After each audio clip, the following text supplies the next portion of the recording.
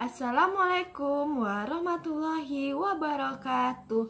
Apa kabar anak-anak semua? Apakah sudah melakukan pembiasaan hari ini? Nah, jika sudah, alhamdulillah.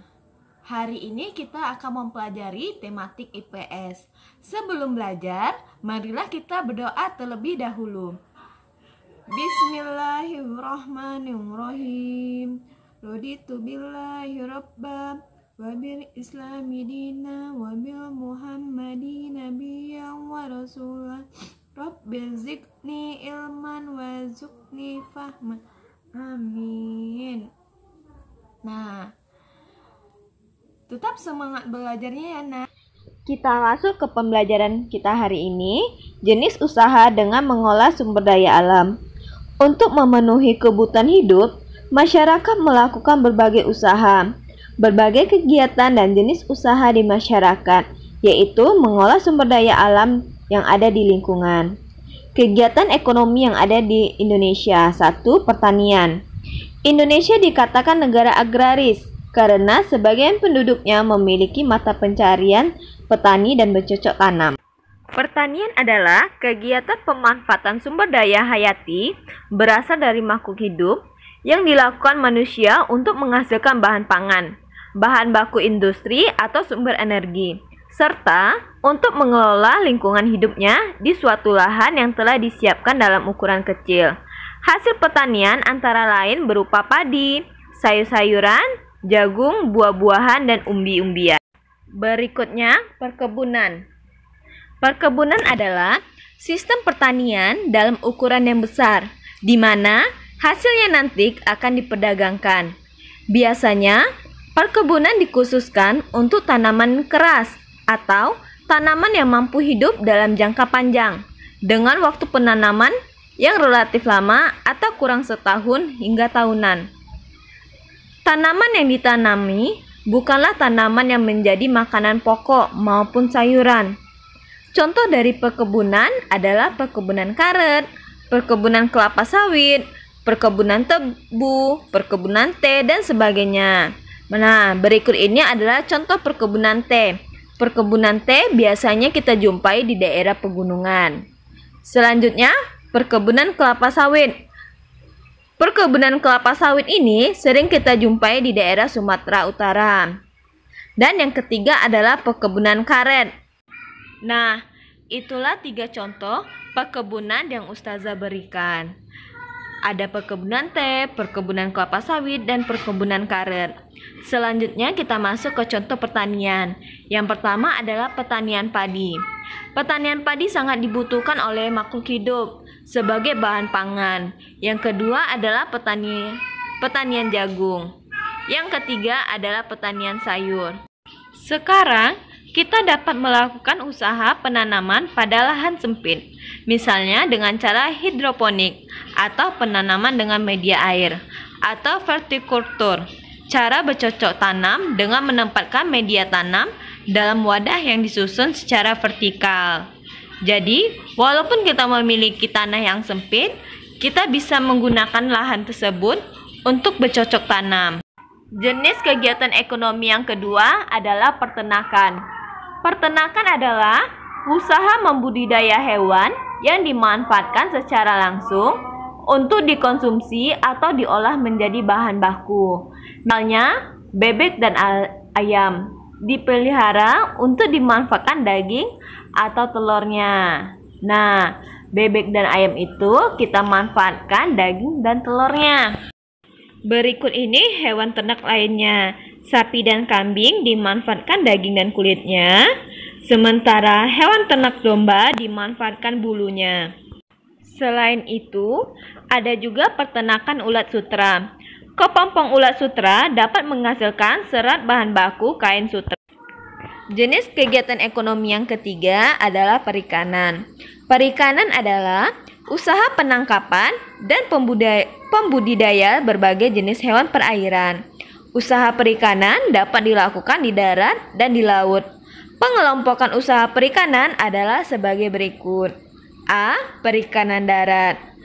Perikanan yang hidup di air tawar seperti Kolam tempat perairan ikan tawar. Nah, berikut ini adalah kolam tempat perairan ikan tawar. Apa saja contoh hewannya?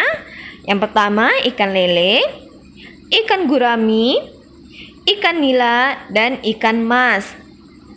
Nah, inilah contoh hewan yang hidup di air tawar. Selanjutnya, perikanan darat. Perikanan air payau. Air payau adalah air laut dicampur dengan air tawar.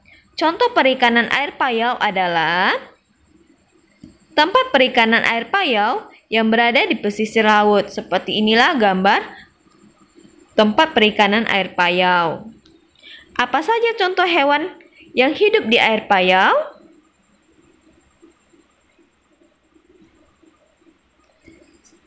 Udang.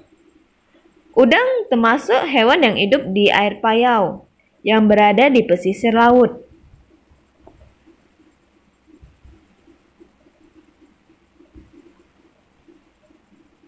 Cumi-cumi. B. Perikanan laut, seperti memanfaatkan laut sebagai tempat budidaya ikan. Nah, inilah tempat memanfaatkan laut sebagai tempat budidaya ikan. Apa saja contoh ikannya? Ada ikan kerapu, ikan tuna, ikan cakalang, dan ikan teri. Nah, itulah contoh jenis kegiatan ekonomi perikanan. Selanjutnya, kita masuk ke jenis kegiatan ekonomi yang keempat adalah perhutanan. Perhutanan adalah usaha pengelolaan sumber daya hutan untuk memenuhi kebutuhan manusia. Sumber daya alam yang dimanfaatkan dalam usaha perhutanan antara lain kayu jati, damar, dan rotan. Kayu-kayu tersebut akan diolah menjadi bahan baku mebel, kebutuhan rumah, atau bahan untuk membangun rumah. Nah, berikut ini adalah contoh pohon jati. Pada pohon jati, permukaan kulitnya halus. Nah, contoh yang kedua adalah pohon damar. Pada pohon damar, permukaan kulitnya berserabut. Contoh yang ketiga adalah rotan. Kayu-kayu tersebut akan diolah menjadi bahan baku mebel atau kebutuhan rumah tangga. Itulah kegiatan ekonomi kehutanan. Selanjutnya yang kelima adalah kegiatan ekonomi pertambangan. Nah, apa itu pertambangan? Pertambangan adalah usaha menggali atau mengelola sumber daya dari dalam bumi. Hasil pertambangan dikelompokkan menjadi 3, yaitu mineral logam. Mineral logam adalah barang tambang berbentuk biji yang biasanya dapat menghantarkan panas atau arus listrik. Contohnya emas, perak, aluminium, dan timah. Mineral logam diolah dan dimanfaatkan sebagai peralatan rumah tangga, alat elektronik, dan perhiasan. Berikut ini contoh mineral logam. Emas dan perak bisa menghasilkan perhiasan seperti kalung, cincin, dan gelang. Contoh mineral selanjutnya, aluminium. Aluminium bisa dijadikan sebagai panci. Selanjutnya timah. Timah bisa dijadikan sebagai solder atau kawat. Nah, itulah mineral logam. Selanjutnya, yang B, mineral non-logam. Mineral non-logam adalah barang tambang yang biasanya tidak dapat menghantarkan panas dan listrik. Contohnya batu kapur, belerang, dan pasir. Barang non-logam biasanya dimanfaatkan sebagai bahan bangunan. Nah, inilah gambar batu kapur, belerang, dan pasir. C. Sumber energi. Hasil pertambangan yang dapat menghasilkan energi dan bermanfaat bagi kehidupan manusia. Contohnya minyak bumi. Sumber energi biasanya dimanfaatkan sebagai bahan bakar kendaraan. Minyak bumi sangat dibutuhkan oleh manusia sebagai bahan bakar kendaraan. Nah, inilah proses pengeboran minyak bumi di dasar laut. Kita masuk ke materi selanjutnya. Jenis usaha masyarakat Indonesia. Sebagian besar masyarakat Indonesia memiliki usaha yang bergerak di bidang pertanian. Selain pertanian, ada bermacam-macam jenis usaha masyarakat Indonesia. Jenis usaha itu ada yang menghasilkan barang dan ada jenis usaha menghasilkan jasa. Berikut beberapa jenis usaha selain pertanian. 1. Perindustrian. 2. Perdagangan. 3. Jasa. Kita akan membahas satu persatu jenis usaha masyarakat Indonesia. Yang pertama itu adalah perindustrian. Industri adalah kegiatan memproses atau mengolah barang dengan menggunakan sarana dan peralatan, misalnya mesin. Ada industri yang mengolah bahan baku atau bahan mentah menjadi produk olahan. Ada pula industri yang hanya mengolah bahan mentah menjadi bahan setengah jadi. Ada pula industri yang mengolah bahan setengah jadi menjadi bahan jadi. Ada industri besar dan ada industri kecil. Nah, berikut ini perbedaan industri besar dan industri kecil. Industri besar menggunakan peralatan, modal, dan tenaga kerja dalam jumlah yang besar.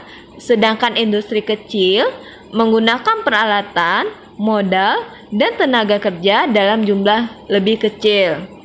Dari segi contoh industri besar, antara lain industri baja, industri mobil, dan industri tekstil. Sedangkan contoh industri kecil antara lain perajin mebel, pembuat tahu atau tempe, dan perajin keramik. Nah, inilah salah satu perbedaannya.